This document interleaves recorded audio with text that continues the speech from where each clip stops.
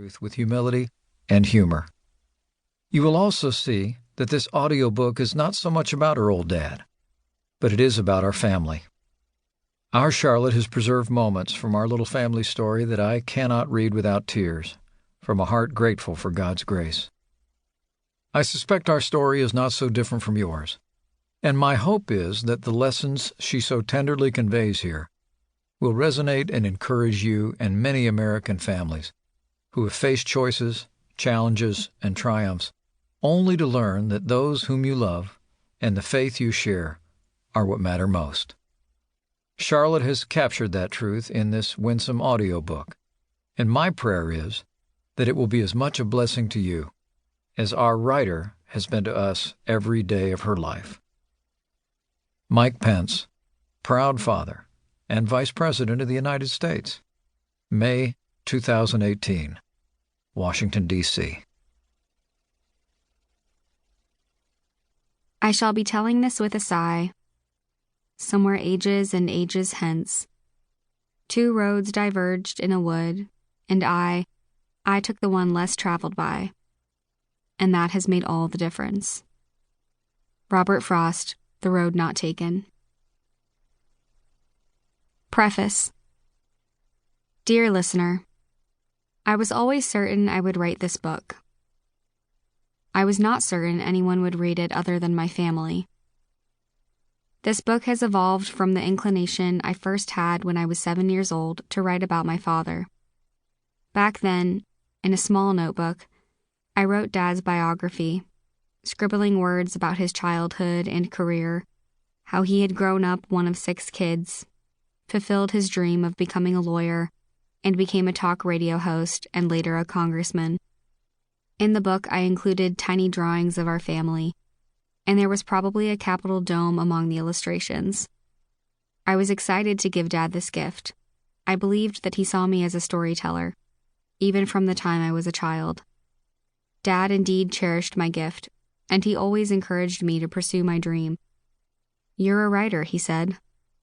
Often during special times with family, Dad would wink at me and say, "You'll put this in a book one day, Boo," his nickname for me since I was little. When I was in middle school, I gave Dad a homemade gift for Father's Day. Another book, whose cover read, "The Lessons You Have Taught Me." It was tiny and nondescript, and I had scribbled on each page a different sentence or phrase to name a lesson that Dad had either spoken or shown to me throughout my childhood.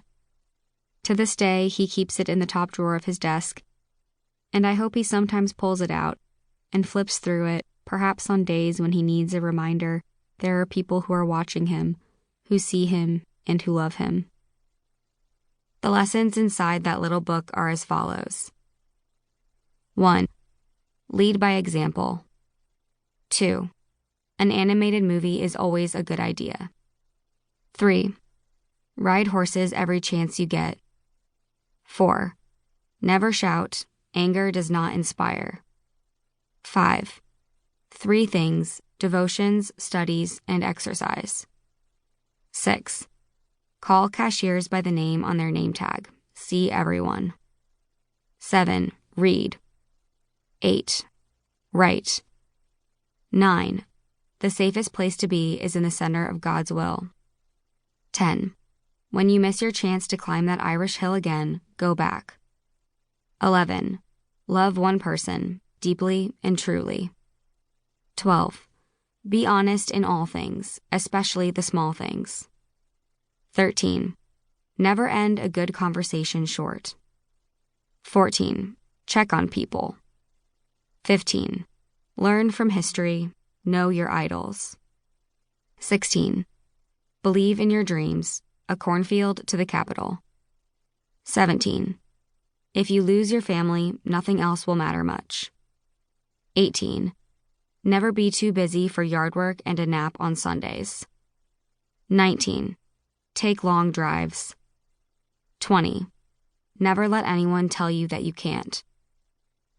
That was where it ended the first time around, but over the years, I made some additions. 21. Be fascinated by things. Never let the invention of an airplane be something that you were not impressed with. 22.